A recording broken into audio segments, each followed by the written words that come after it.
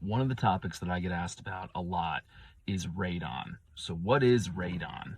Radon is a gas that occurs naturally, can come up out of the ground, it's in the atmosphere and things like that. So in larger amounts, it can be toxic to people and pets and family members and everything like that. So when you go to purchase a home, you have the option in the state of Virginia to check and see what the presence of radon is like. And so what that means is there's a machine that sits in the house typically for 2 or 3 days, and it takes a constant measurement of the radon levels in the house. And so it's going to tell you if they are at levels that you should be concerned, or if they're levels that it's not a big deal. Because if you think about it, there's lots of toxic things in the world. There's, lead in the ground, or there's mercury in fish and things like that, but it's insignificant enough that it doesn't hurt you, right? So radon can be the same way. It exists in many, many places. I won't say everywhere because I don't know for sure, but it's in lots of places.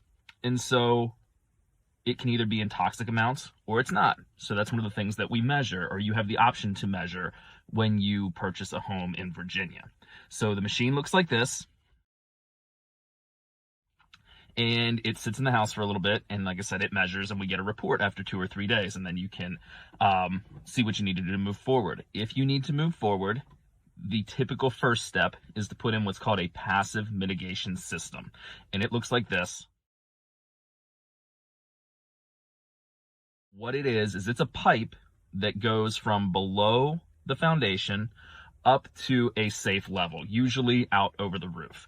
So it is part of building code after somewhere in the early 2000s. So in newer houses, it's very frequently present in many counties because they made it part of the safety component of building a home. But in earlier homes, it may not be guaranteed to be there.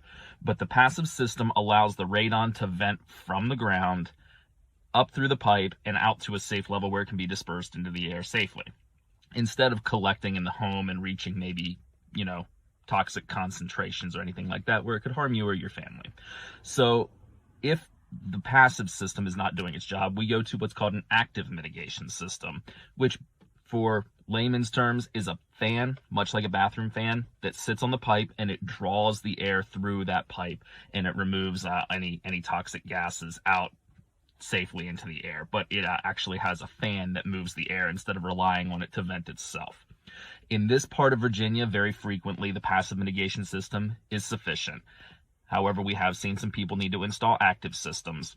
And there's times where it may be raining in the springtime and there's lots of moisture in the ground that can force more radon out. Or if it's snowing and snow comes down from the atmosphere and it captures radon out of the air, or it grabs radon out of the air and brings it down to the ground, that can cause some seasonal highs and lows and things like that. So depending on when you check, you may have higher levels at certain times of the year. Bottom line, if they are something that it makes you uncomfortable with and you'd like to address, you have the right to address that in the contract when you purchase a home. So I hope this helps you understand what a little bit more about radon and what your options are. And I'm just going to summarize again. When you purchase a home, you have the right to be able to ask for a radon test, and the machine will measure the radon over a couple days and give you a report. And if it is over 4 picocuries at this time in 2022, the EPA recommends mitigating so that you don't have those levels of radon that they consider could start to be dangerous. This is by no means a requirement, but this is something that you have the option for. And if you need to mitigate, passive mitigation systems typically what's installed, and then they retest and see if you've achieved the goal of mitigating the radon. So I hope this helps, and I hope this answers some questions about a pretty common process if purchasing and selling a home. Have a good day.